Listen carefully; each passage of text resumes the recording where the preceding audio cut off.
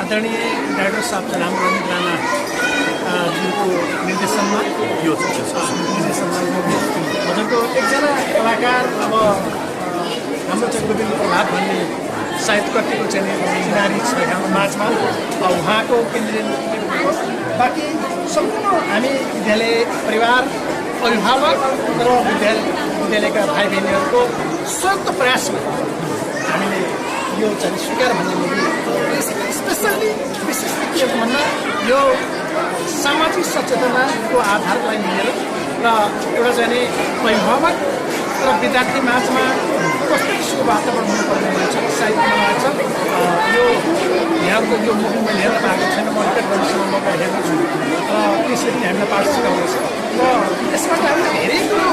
के दिन सक्यौँ या के दिन सकेनौँ भन्ने भन्दा पनि हामीले समग्रतामा एउटा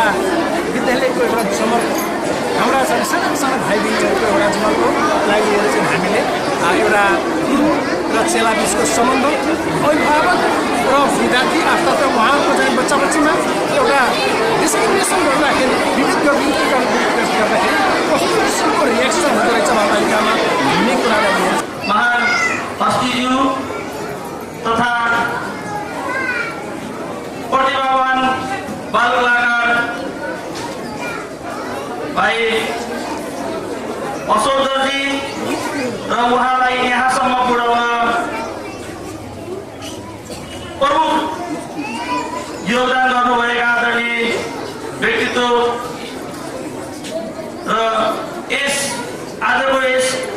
कार्यक्रमको मुख्य आकर्षण भनेको आदरणीय टङ्कप्रसाद छोपीज्यूले निर्देशन गर्नुभएको